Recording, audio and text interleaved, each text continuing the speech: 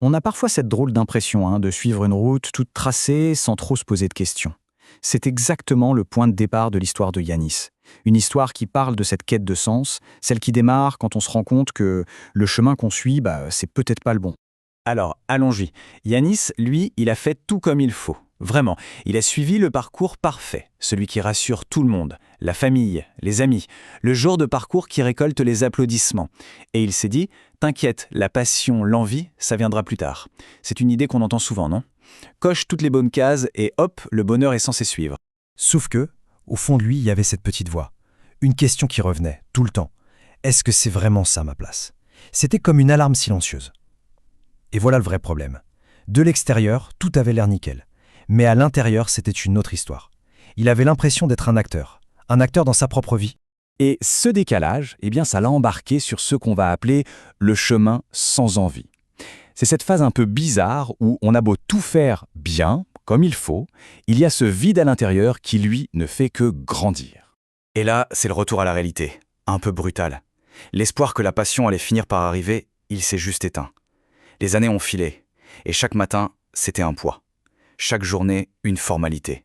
Plus de joie, plus d'étincelles, juste un vide qui s'est installé, pour de bon. Forcément, un vide comme ça ne reste pas sans conséquence. Et c'est là qu'on entre dans une nouvelle phase, la chute silencieuse. C'est le moment où ce malaise intérieur il devient une vraie souffrance. Une souffrance bien réelle, mais que personne d'autre ne voit.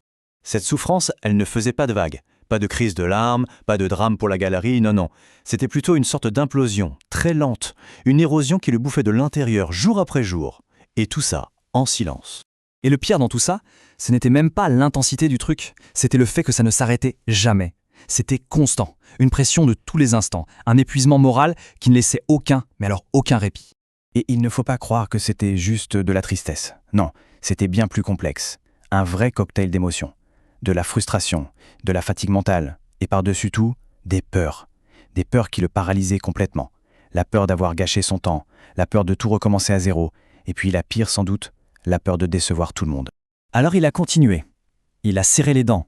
Et il a continué d'avancer, mais à reculons en fait.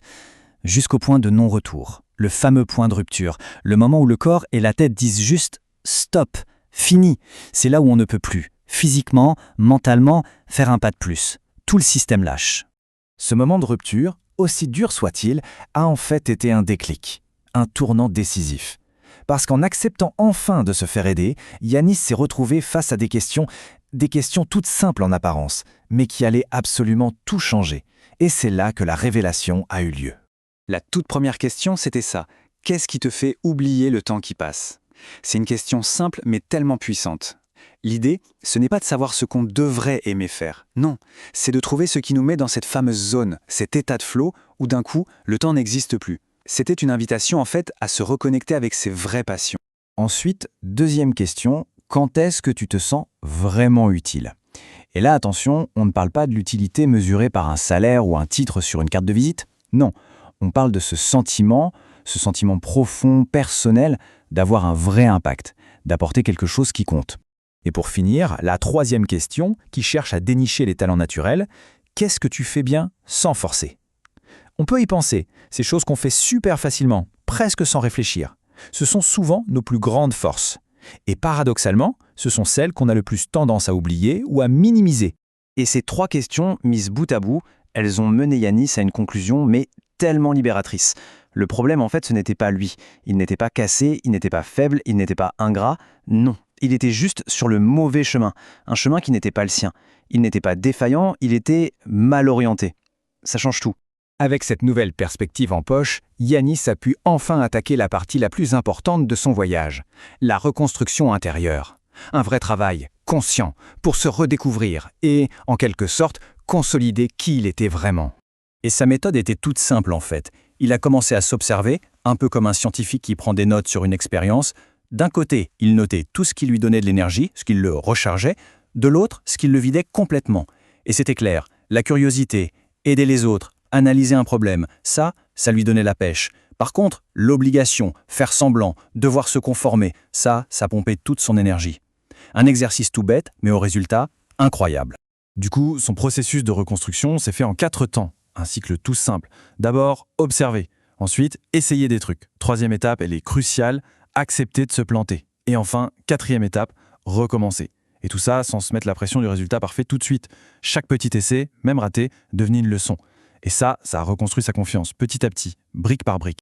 Et voilà, brique après brique, à force de s'observer, d'essayer, de se tromper, de recommencer, quelque chose a commencé à se dessiner. Et c'est là qu'on arrive au bout du tunnel, si on veut. C'est le moment où tout ce travail paie, le chemin enfin apparaît. Et le mot-clé ici, c'est aligné. Pour la première fois, il se sentait aligné.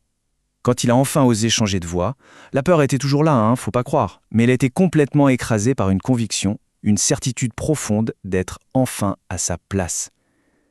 Le truc de fou, c'est qu'il travaillait plus qu'avant, mais il était moins fatigué. Pourquoi ? Parce que son énergie, il l'investissait dans un truc qui avait du sens pour lui. Et c'est peut-être ça la leçon la plus importante de son histoire. Le grand changement, le vrai, ça n'a pas été de changer de vie de A à Z. Non, la révolution, elle a été intérieure. C'est en changeant son regard sur lui-même, sur ses propres forces, sur ce à quoi il aspirait vraiment, que tout le reste a suivi. Presque naturellement. Du coup, l'histoire de Yanis, elle nous pousse à voir nos propres difficultés différemment. Ces moments de doute, de souffrance. Et si au fond, ce n'étaient pas des échecs ? Et si c'était juste des signaux ?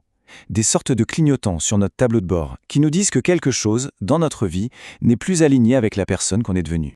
Au final, est-ce que cette histoire nous dit ? C'est que la solution, la bonne direction, ça ne vient pas des autres, ça ne vient pas de l'extérieur, ça vient de l'intérieur. Se connaître soi-même, ce n'est pas le but du voyage, c'est la boussole. Et une fois qu'on a cette boussole en main, une fois qu'on sait qui on est vraiment, eh bien le chemin, lui, il finit toujours par se montrer.